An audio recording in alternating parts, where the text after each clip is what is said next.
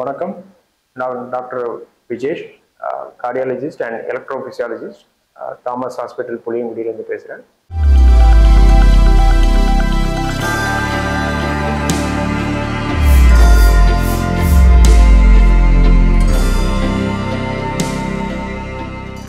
ரொம்ப காமனாக இன்னைக்கு எல்லாரும் ஃபேஸ் பண்ணக்கூடிய ஒரு விஷயம் ஹார்ட் அட்டாக். ஸோ ஹார்ட் அட்டாக்கை பற்றி தான் ஃபியூ பாயிண்ட்ஸ் சொல்லலான்றோம். ஸோ மாரடைப்பு அப்படின்றது எல்லாருக்கும் ரொம்ப தெரிஞ்ச ஒரு விஷயம் தான். இன்னைக்கு மாரடைப்பு வர்றதுக்கு மோஸ்ட் காமன் ரீசன்ஸ் அப்படின்னு பார்த்தீங்கன்னா ஒரு 5 விஷயங்கள் தான். அதாவது sugar, pressure, cholesterol, beedi cigarette use பண்ணுறது. 5வது குடும்பத்தில் யாருக்காவது உங்கள் அப்பாவுக்கோ அம்மாவுக்கோ யாராக்காவது இருந்ததுன்னா உங்களுக்கு வர்றதுக்கான சான்சஸ் கொஞ்சம் அதிகம்தான்.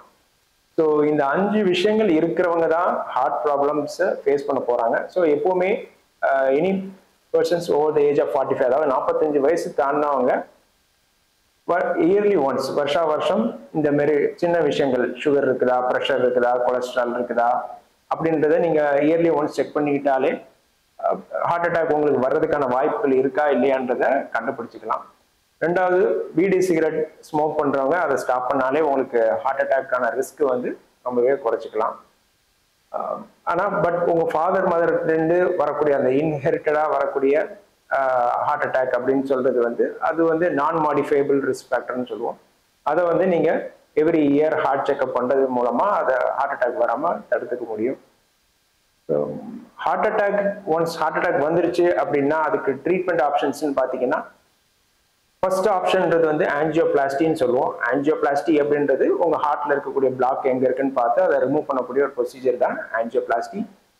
ஸோ ஆஞ்சியோபிளாஸ்டி பண்ணக்கூடிய வசதி உள்ள ஹாஸ்பிட்டல்ஸ் எல்லா ஊர்லேயும் இருக்கிறதுக்கான வாய்ப்புகள் இல்லை. ஸோ எப்போவுமே ஹார்ட் அட்டாக் அப்படின்னு நீங்கள் சந்தேகப்படுறீங்க அப்படின்னா உங்கள் நியர்பை எந்த டாக்டராக இருந்தாலும் அவங்ககிட்ட போய் ஒரு இசிஜி எடுத்துட்டு தேவைப்பட்டால் த்ராம்போலைசிஸ் சொல்லுவாங்க, ஒரு சின்ன மெடிசன் கொடுப்பாங்க. அந்த மெடிசன் கொடுத்ததுக்கு அப்புறமா கூட நீங்கள் ஆஞ்சியோகிராம் பண்ணிக்கலாம்.